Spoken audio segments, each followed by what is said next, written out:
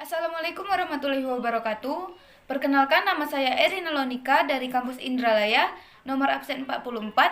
Baiklah, di kesempatan ini saya akan mengomentari mengenai Pancasila sebagai paradigma pembangunan nasional dan politik.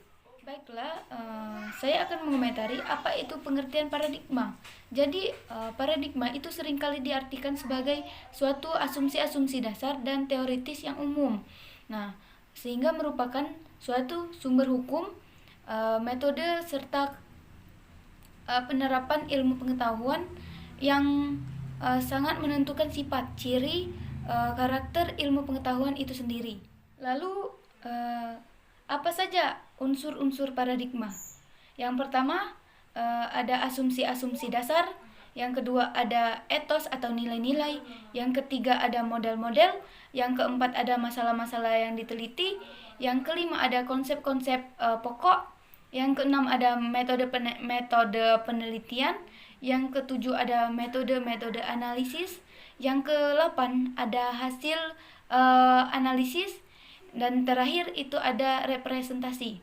Katanya, kedudukan Pancasila sebagai paradigma pembangunan nasional itu memiliki konsep. Saya akan mengomentari bahwa Pancasila sebagai paradigma pembangunan nasional itu harus memperlihatkan konsep. Jadi konsepnya itu yang pertama itu ada Pancasila harus menjadi kerangka kognitif dalam identifikasi diri sebagai bangsa. Terus kedua, Pancasila sebagai landasan pembangunan nasional. Yang ketiga, Pancasila merupakan arah pembangunan nasional. Yang keempat, Pancasila merupakan etos pembangunan nasional. Terus yang kelima, Pancasila merupakan moral pembangunan masyarakat Indonesia. Lalu, mengapa Pancasila bisa dikatakan sebagai paradigma? Nah, jadi Pancasila bisa dikatakan sebagai paradigma itu karena Pancasila dijadikan landasan, acuan, metode, terus nilai dan tujuan yang ingin dicapai dalam setiap program pembangunan nasional.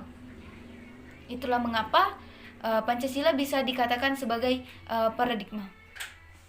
Bagaimana bisa Pancasila itu sebagai paradigma pembangunan politik? Nah, jadi sistem politik didasarkan pada asas-asas moral, yaitu moral ketuhanan, moral kemanusiaan, moral persatuan, moral kerakyatan, dan moral keadilan. Nah, jadi Pancasila sebagai paradigma pembangunan politik itu bisa diartikan bahwa Pancasila bersifat sosial politik. Bangsa dalam cita-cita bersama yang ingin diwujudkan dengan menggunakan nilai-nilai dalam Pancasila tersebut.